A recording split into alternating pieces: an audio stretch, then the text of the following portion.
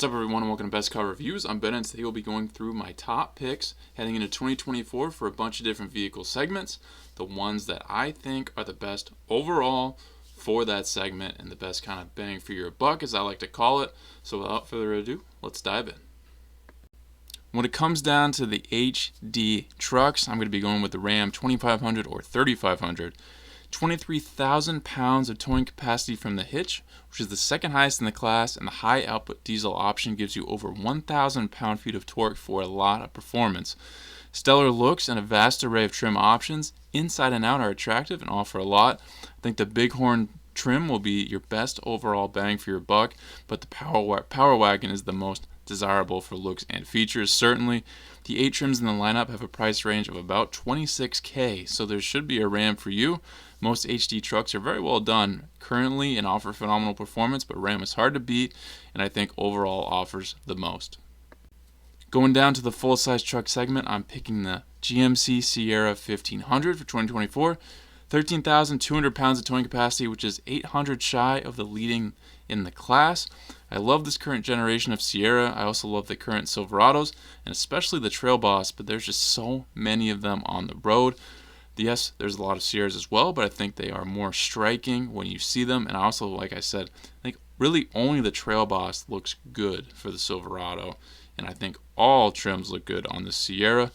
I think GM interiors are still a ways behind the times, but they are making progress, even though they are still a little bit behind where they should be now. But they have stepped it up for this model, and it certainly doesn't stop me from ranking it, or from not ranking another option above it. The 8 trims span $46,000, so there should be a Sierra that matches what you want. I would go with the Elevation due to it being one of the more affordable ways of getting a sharper exterior and more options inside. For those who want a superior interior, the Denali Ultimate will get you more than you can imagine. Let's drop it down again. Midsize trucks. I'm going with GMC once again with the Canyon. 7,700 pounds of towing capacity, which is tied with its sister truck, the Colorado, for best in the class. I think this mid-size segment has overall the best looking trucks, especially the beefed up trims, the AT4X, ZR2, Pro 4X, TRD Pro, Rubicon. They're all extremely good looking trucks. In the end, I'm choosing the Canyon due to the overall value combined with the looks. All these options have lower price trims and expensive trims, so cost comparison is subjective. Heading into 2024, GMC is previewing 4 different trims spanning about $20,000. Elevation is the cheapest, but I would opt for the AT4 and get some truly great looks inside and out, as well as the same engine as any other trim, so you're not settling.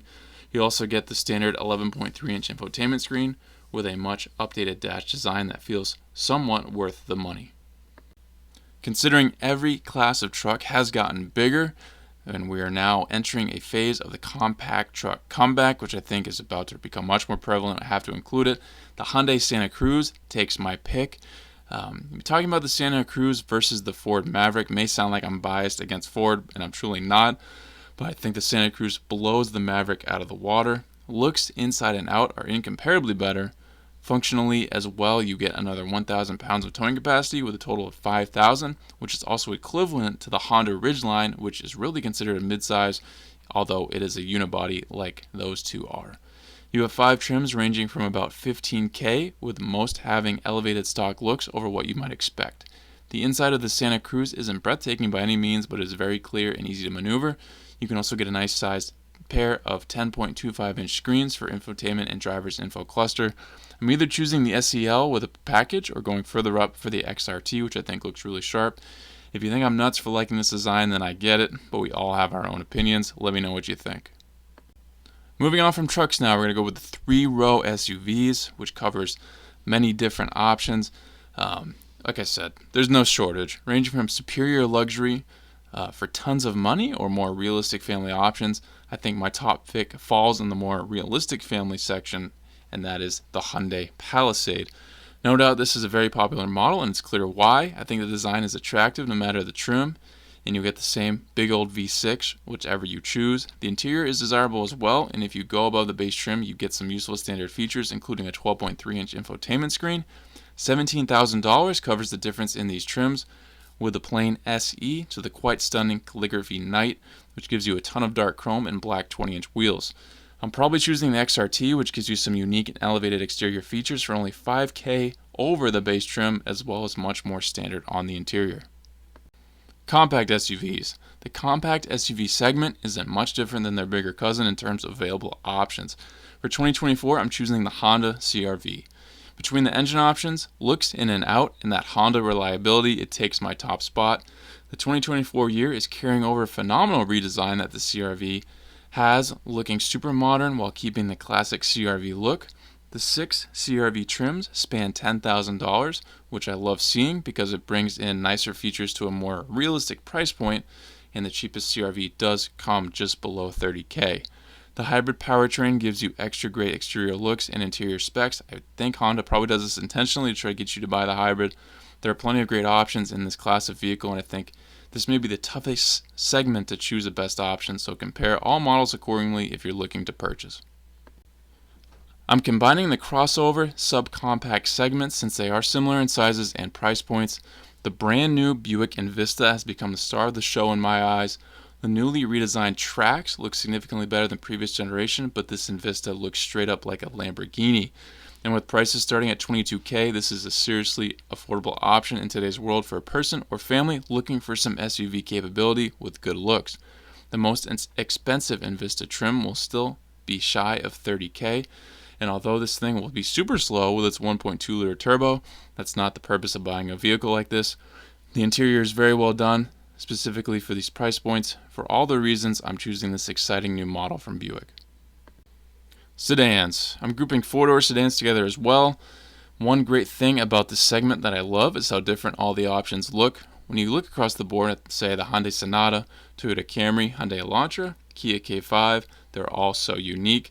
I think the Accord isn't quite the best looking, but it's close, and the rest of it lets it reach the top spot for me. The Accord is more on the expensive side with its 6 trims ranging from $27,000 to $39,000, but for the upper trims you do get elevated standard features like 19-inch wheels with great designs and possibly a trunk lid spoiler. The 12.3-inch infotainment screen is available on the inside as well as an attractive design for the money. Most cars in this class have desirable options and looks, so once again be sure to weigh all options when choosing a sedan for you. Something definitely needs to be said for Honda reliability, as I mentioned with the CR-V, and that is certainly a factor for this being my top choice, because some of these other brands you are hearing some questionable things about. I'm going to round out this list with my personal favorite heading into 2024, and I've also reviewed it if you'd like that on its own.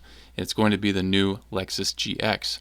One of the just plain coolest designs I've seen in a long time. I'm thrilled with this model inside and out. Yes, it's not too realistic for most, given it's estimated to price out between $60,000 and $80,000 starting.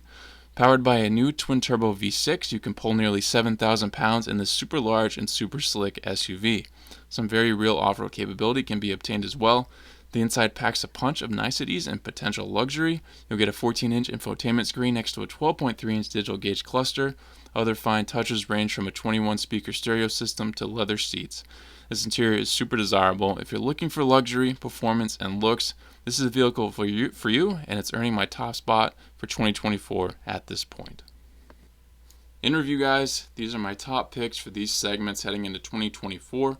Yes, more options will come out the sooner we get to that year in production, so keep an eye out. But as we stand right now, I think these are going to be your best options, at least in my opinion. Obviously, this is more focused on me. Maybe you like other designs better.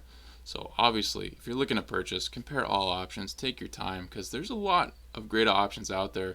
Yes, vehicles are super expensive, but this is an exciting time to buy just because of how much great technology is now in these vehicles and great designs. Everybody has to compete with each other, and it pushes these manufacturers to come up with better things for you to have in your car and for your hard-earned money. But hopefully this video will lay things out the way for you guys. Thank you for watching this Best Car Review. Please subscribe if not already. If you have an idea for a future review, drop it in the comments and I'll see what I can do. If you'd like to become a member of the channel, I have that option now. Check that out and join if you'd like, and I'll catch you on the next Best Car Review.